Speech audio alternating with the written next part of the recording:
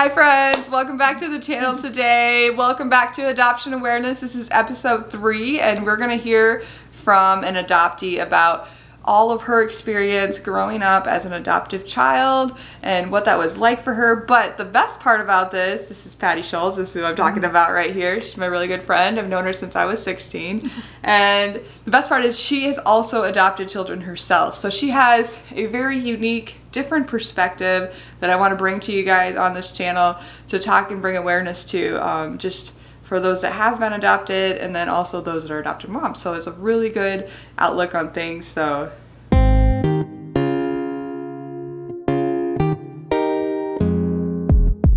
Patty, welcome to the channel. Thank you. I'm so excited to have you. She's been helping me a lot. We're adopting from China, me and Chad are, and I've been like every Sunday at church, we go to the same church.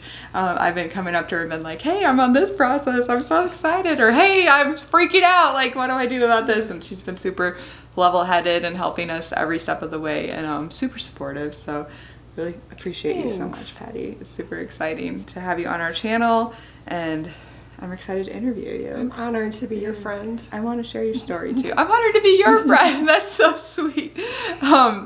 So Patty, I want to share your story because you have like a really cool story. Like, and I'm so like, you have such a good attitude, just about adoption and about just, you have a really level head and you're super highly intelligent. So I just want to hear your story. So what is your adoption story?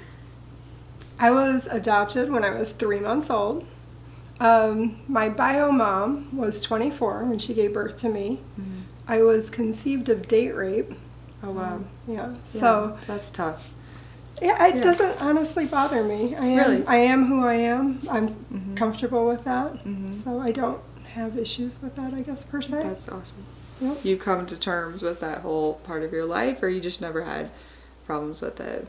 Well, I didn't find out until I met my biological family what the backstory was, but I don't have a problem with it. I am who I am, so I'm, wonderfully and beautifully made by our Creator, so I guess I don't have an issue with it. Yeah. Okay, cool. So, yeah. So what's your relationship like with your adoptive family now? You said that after you met them, so how did that go down for you? You're 3 months old. This was a while ago, right? Mm-hmm. So this was back when things were a lot different in the adoption community. So you didn't know your adoptive family.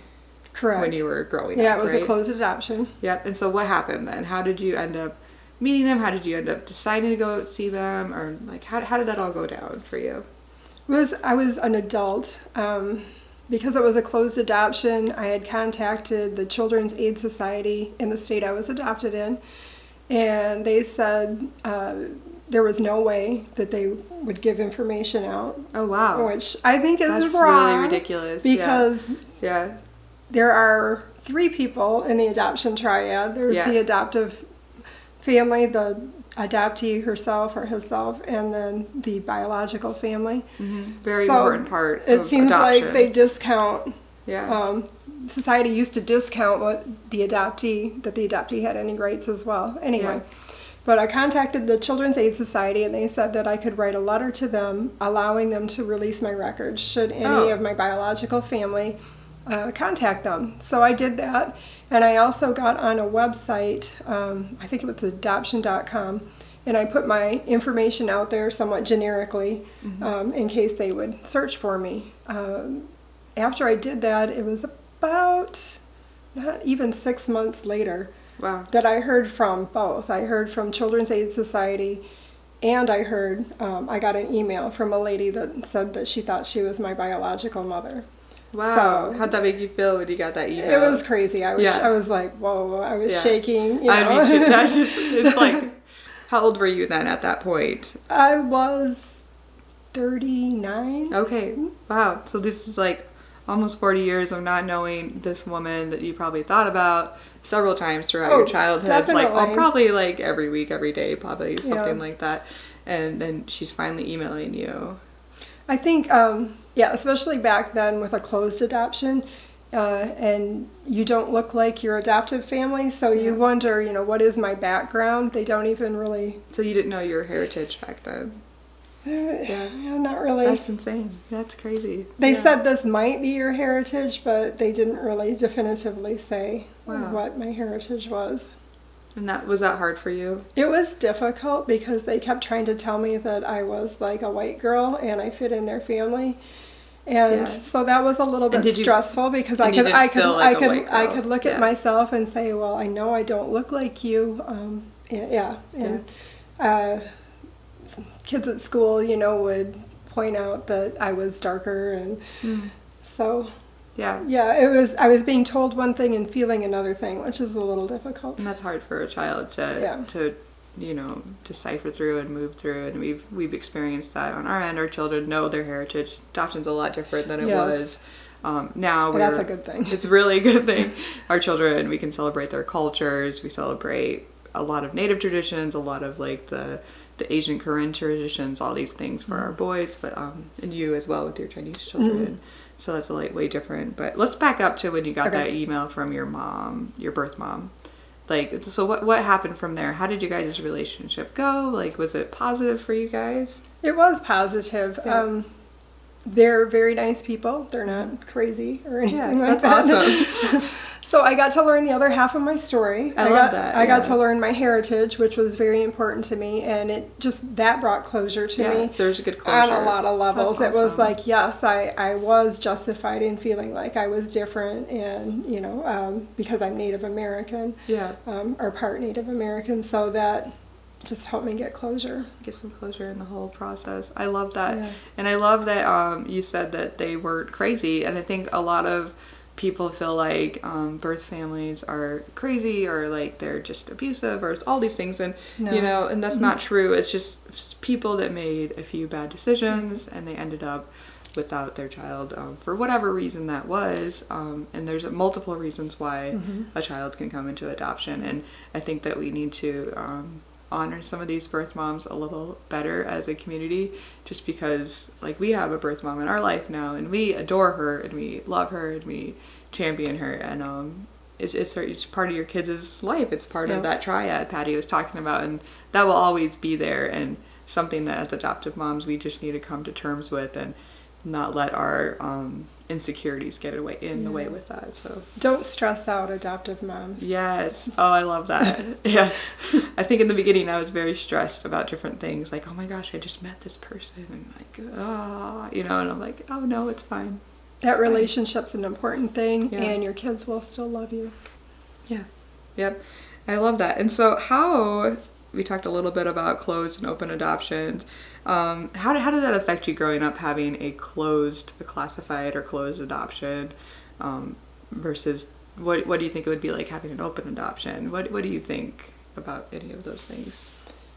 I think having the open adoption the way they do it now is much better than having a closed adoption. There's so many questions and secrecy surrounding a closed adoption, and I think it's better for everybody to have an open adoption, especially the adoptee, which they're the kiddos in this circumstance, and it's important for them to know their heritage and their roots, and not have so much secrecy surrounding that. Mm-hmm. And it was important for you too to even like connect with, like, this is what I might look like when I'm older, or like that's really important for children. When I look at my mom, I'm like, oh yeah, I'm gonna look like that when I'm old. I know it because that's who my mom is, so you want to make sure that who they are is celebrated and valued. Yeah, that's the most important thing. I love that.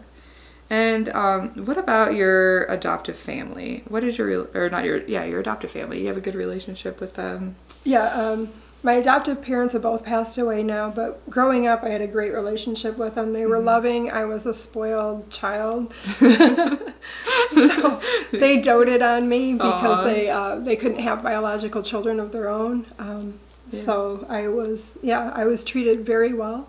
Yeah. I love my adoptive family. Yeah. I'm uncanny how much I am like my adoptive father. He and I are really so similar in personality. Mm-hmm. Yeah. I love that. I can see that with my boys too. Some of them are a lot like Chad, just in different ways. And I'm like, oh, that's interesting. I know there's no genetics there, but I would not believe it. Like, because you're organized in your underwear drawer that way. Like, I don't understand. So there's something to nurture, Yeah, there is something to it. So, and there's also something in nature. So it's like kind of a mixture, I would definitely say, if you're in that debate. Has adopted, so you have 4 gorgeous, beautiful children that were adopted from China, and they are just phenomenal, and we adore them. They're similar ages as our kids, but how has being an adoptee affected the way you would parent as an adoptive mother? I'm probably tougher on them. Really? That's interesting.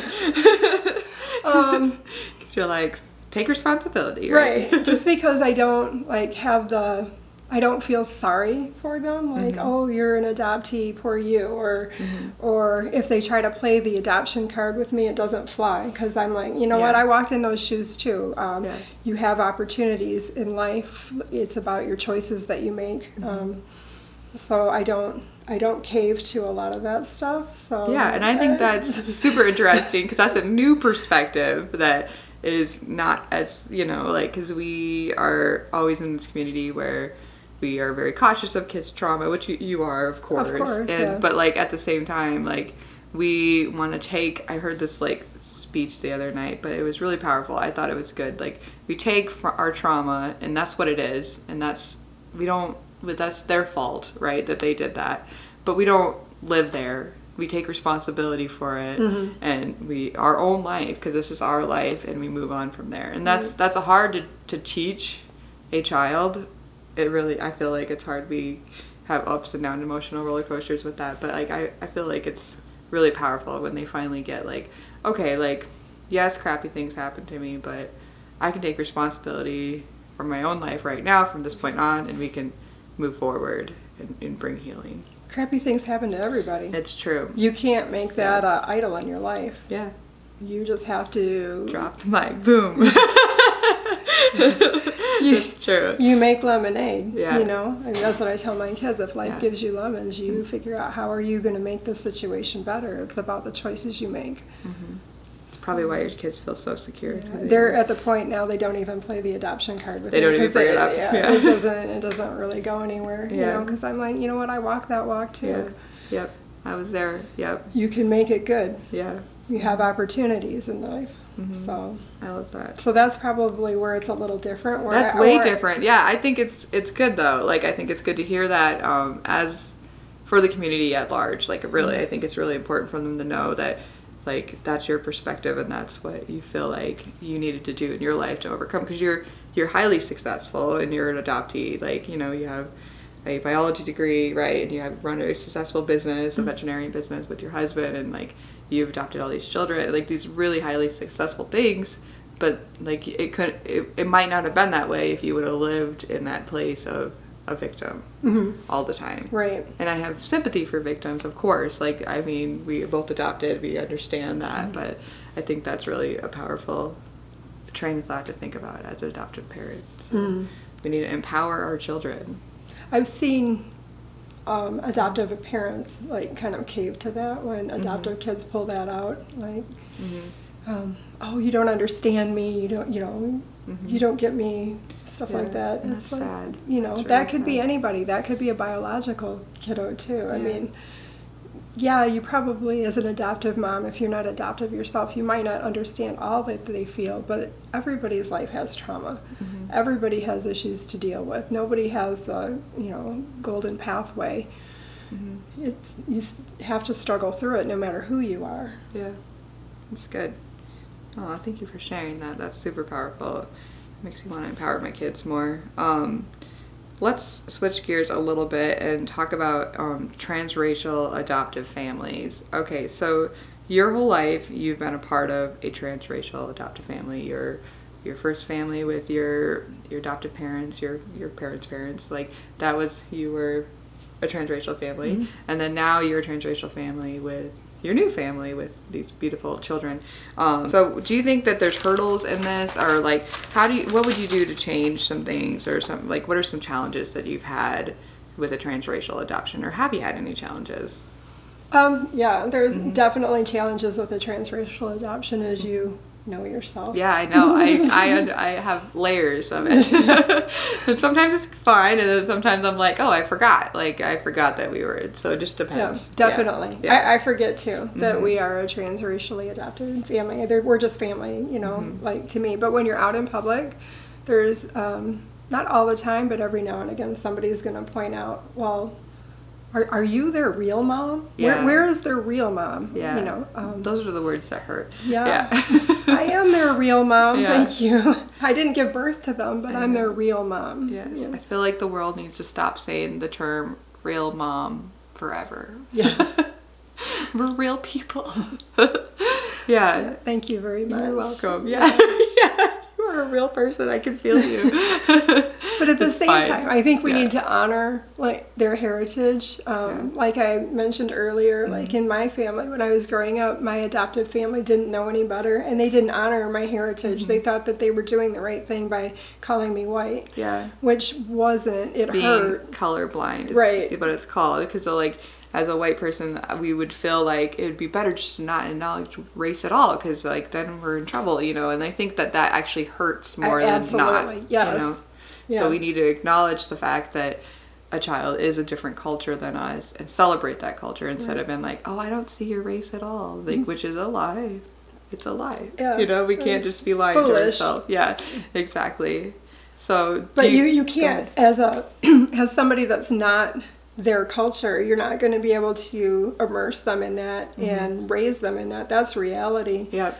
But So you're not raising them as a Chinese mama. correct. Yes. But what I do is we speak Chinese in the house. Yeah.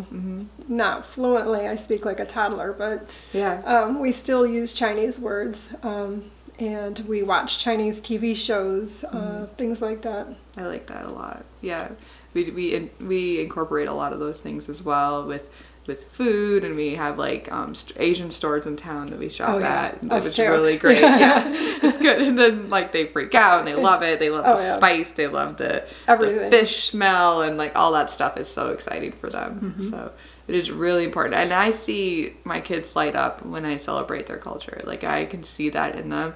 I don't know, is it the same with your children as well, or are they a little bit like, I don't know why we're doing this, or do they like it? They like it. They're not, it doesn't make them, crazy excited or anything like that. Probably because it's normal. Like, it's just like normal in our house to do Asian things, to have Asian food, to eat with chopsticks, to speak Chinese. All that stuff is just like woven into the fabric of who we are as a family. So I don't think that they notice it as something different. It's just like woven into who we are. That's awesome. And have you, as an adoptee, have you gotten in touch with some of your Native American culture since finding out that you're Native, or do you feel like you're like, you don't need to go down there right now? I don't feel like I need to go down that road so much. I am mixed race, so maybe that's part of it. But I was also, the reality of my situation is I was raised in a white, predominantly Midwestern culture. So, yeah, I just identify with that more. You just, because that's like part of your identity. I like that. That's good. Yeah. All right. So last question here. Sadly, I mean, we could talk all day. Literally, we could talk all day about this stuff. There's so much stuff. I mean, barely scratched the surface. But what's your best advice for adoptive families in general out there? To the adoptees, to the adoptive parents, maybe even birth parents out there, if you have any advice for them. Whatever you feel like you want to say. Like, what's your best advice? Don't be afraid to reach out. If you feel like there's an issue that is hurting your family or your child, don't be afraid to reach out for help. Make sure you find credible help, though. Do your research. There are no perfect families, I guess I would say. Every family, biological and adoptive, has issues, but sometimes we need to help our kids, through some of the issues, especially if we're adopting older children and they have a past. Yeah. So, like I said, don't be afraid to reach out for help. We're not perfect. Don't let fear stop you from adopting. Don't let fear stop you from having joy and living the life that God intended. Yeah. Oh, that's so powerful. I just, that phrase about reaching out is like really powerful for me, because like maybe to you guys it looks like we have like a perfect family on social media, and like social media, like adoptive families out there, you might be like, oh, those guys are perfect, they have it all together, their kids never fight, or like their kids never have issues. Well, yeah, and the house is clean. You know, always. My always kids, clean, you know, they right? do the dishes and stack them in the right way, and clean toilets and everything. I mean, yeah, or like perfect. your kid never has a meltdown at, you know, 12, 13 years old or whatever, which it's just not reality. And I think that every adoptive family out there, or even all families, they have issues, and to come together and like say, okay, I need to fix those issues, instead of hiding those issues, right. or feeling like saying like, what's wrong with me? There's nothing wrong with you. Just things come up, just go get them fixed, get the help you need. Right. And that's really been something that we're learning along the way. I think adoption used to be steeped almost in a culture of shame a little bit, because there was so much secrecy and shame on all sides. Yeah. And I think that that's going away, which is a good thing. Which is so good. Yeah, so. Oh, I didn't ask you this. This is like a bonus question. How old were you when you were told you were adopted?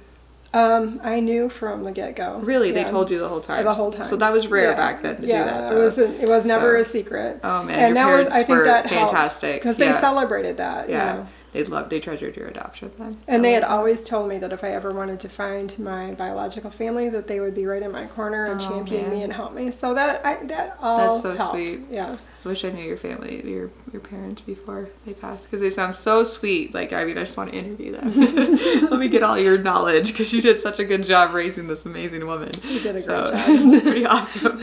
I love that. So thank you, Patty, so much for coming on our channel today. I just feel like you're just a wealth of knowledge, and there's so many good things that we touched here. And so if you guys have any other comments, just put them in the comments below, and we will see you guys in the next video. Bye, guys.